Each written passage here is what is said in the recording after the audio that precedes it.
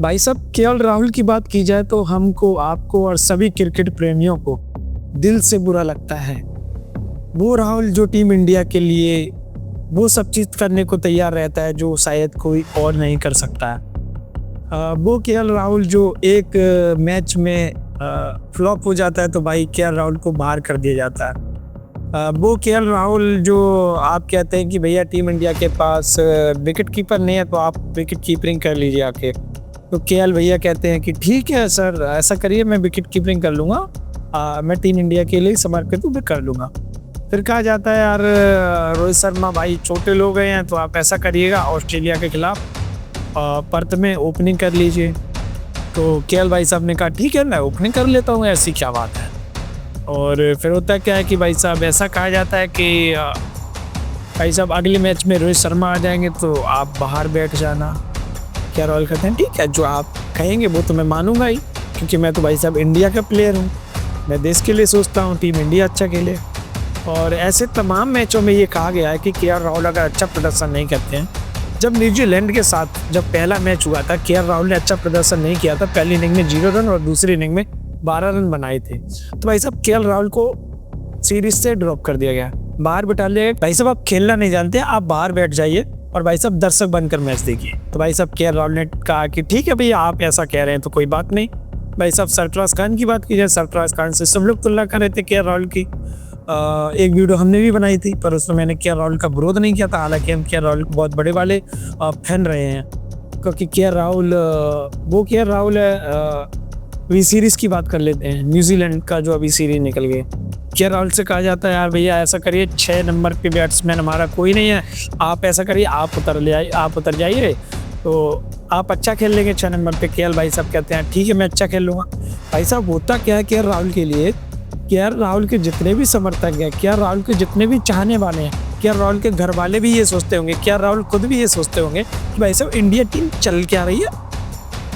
मतलब आप ओपनिंग करवा लेते हैं, आप 6 नंबर पर खिला देते हैं, आप 3 नंबर पर खिला देते हैं, आप कैप्टन भी बना देते हैं, आप कहते हैं कि कीपिंग कर लो, आप कीपिंग भी करवा ले रहे हैं, जो मन होता है वो करवाएंगे आप। तो इस मैच की बात की जाए तो केएल राहुल की आप कह सकते हैं किस्मत है। हालांकि मुझे नहीं लग रहा कि भाई केएल राहुल ये मैच खेलते, बिल्कुल नहीं खेलते, क्योंकि रोहित शर्मा अपने घर गए हैं, वो दूसरी बार पिता बने हैं, इसलिए शुभमन गिल छोटे लोग गए हैं, तो भाई साहब ओपनर इनके पास कोई था नहीं, तो ओपनर इनके पास कोई था नहीं। अभिमन्यु पर भरोसा नहीं किया, तो इनके पास ओपनर कुछ नहीं था, तो भाई साहब केएल राहुल से कहा कि भैया आइए, निवेदन है आप आ जाइए, खेल लीजिए। तो केएल राहुल भैया ने कहा ठीक है सर, मैं आ जाता हूँ। तो ऐसी भी बात होती है, भाई साहब केएल राहुल को जब बुलाया जब आए, जब भगाया तब भाग गए। ऐसा होता है केएल राहुल के साथ। समर्थक तो कहेंगे ही, हम भी कहेंगे भाई साहब अगर आप केएल राहुल को खिलाना चाह रहे हैं तो एक नंबर को डिसाइड करिए। अभी पर्थ में जो मैच हो रहा है ना, केएल राहुल ने अभी 62 रन बना दिए हैं। पहली इनिंग भी केएल राहुल ने अच्छी खेली, गलत आउट दिया गया था, मैं आउट नहीं उसको कहूँगा।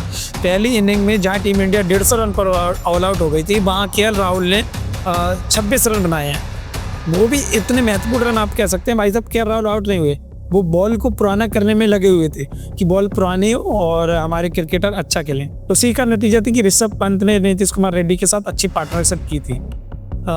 केएल राहुल इंडिया के लिए सोच रहे हैं भाई, बीसीसीआई और इंडिया टीम केएल राहुल के लिए सोच रही है। यही अगर चलता रहा तो बहुत सारे लोग ये कह रहे थे कि न्यूजीलैंड के बाद केएल राहुल का करियर खत्म। हमसे भी बहुत सारे लोगों ने कहा है, कमेंट किए हैं, ऐसी बहुत सारी वीडियो आई कि वो केएल राहुल जो आईपीएल में इतना दमखम दिखाते हैं, वो केएल राहुल जो ऑस्ट्रेलिया में जाकर कैसे खेलेंगे, जो जब इंडिया में ही नहीं खेल पाए, वो केएल राहुल जो इंग्लैंड में जाकर शतक लगा चुके हैं, वो केएल राहुल जो साउथ अफ्रीका में जाकर शतक लगा चुके हैं, उससे केएल राहुल पर वो सवाल उठाए जा रहे हैं कि भाई साहब आप खेलना नहीं जानते हैं। पर ये नहीं किसी ने देखा है कि भाई साहब केएल राहुल की आपने अभी तक जगह पक्की नहीं की। आपने ओपनिंग करवाई केएल राहुल से, 2 नंबर पर खिलाया, 3 नंबर पर खिलाया, 6 नंबर पर खिलाया, आपने फील्डिंग करवाई, आपने क्या नाम है कीपिंग करवाई। आपने कहा कि भैया आज आपको जूस पिलाना है तो आप थोड़ा बाहर बैठ जाइए, जूस पिलाइए टीम को। ठीक है भैया, केएल राहुल कहते हैं ठीक है सर, मैं आपके लिए बनाऊँ, मैं ये सब चीज़ कर लूँगा। ओके सर, ओके हो जाएगा, ये भी हो जाएगा, आप कहेंगे वो भी हो जाएगा। भाई साहब जब केएल राहुल का जो ऑस्ट्रेलिया के साथ ये मैच चल रहा है ना, दूसरी इनिंग में 218 रन की लीड इंडिया ने कर लिया। जायसवाल और केएल राहुल की बात करी जाए तो 218 रन की लीड कर लिया और 172 रन जो बनाए हैं ना, 0 विकेट पर 172 रन बनाए हैं। टीम इंडिया का अभी तक कोई विकेट नहीं गिरा। आज जब मैच चालू हो रहा है तो अभी भी टीम इंडिया का कोई विकेट नहीं गिरा है। तो केएल राहुल के लिए भाई साहब दिल से बुरा लगता है। भाई साहब केएल राहुल के लिए दिल से बुरा लगता है। लगे क्यों ना भाई साहब, वो बंदा हर एक चीज़ करने के लिए तैयार रहता है। वो बंदा टीम इंडिया के लिए सब कुछ करने के लिए तैयार रहता, उसी को आप अच्छी से जगह नहीं दे रहे हैं। आप तुलना कर देते हैं सरफराज खान से, आप तुलना कर देते हैं बहुत सारे ऐसे नए नए युवाओं से। आप कहते हैं कि नए युवाओं को हमको मौका देना है, तो केएल भैया कहते हैं ठीक है आप ऐसा करिए, नए युवाओं को खिला लीजिए, मैं बाहर बैठ जाऊँगा। केएल राहुल सभी प्रकार से तैयार रहते हैं और केएल राहुल की कोई नहीं सुनता है। आपको क्या लग रहा है, केएल राहुल की जो बैटिंग है और जायसवाल की जो बैटिंग है, 172 रन की जो पार्टनरशिप की है विदेशी धरती पर, मैं बता रहा हूँ ये पार्टनरशिप केएल राहुल की और जायसवाल की सबसे बड़ी पार्टनरशिप आप कह सकते हैं। 172 रन पर 0 विकेट। और केएल राहुल के लिए भाई साहब दिल से वास्तविक में बुरा लगता है, क्योंकि अगला जब मैच होगा रोहित शर्मा आएंगे, शुभमन गिल आएंगे, 10 दिन बाद जो मैच होगा, 9 दिन बाद मैच होगा, उसमें भाई साहब केएल राहुल सिखाया जाएगा कि भैया आपने अच्छा खेला, धन्यवाद, आप बाहर बैठ जाइए। कैसा होने वाला है आप देख लीजिए, ऐसा 100% होगा।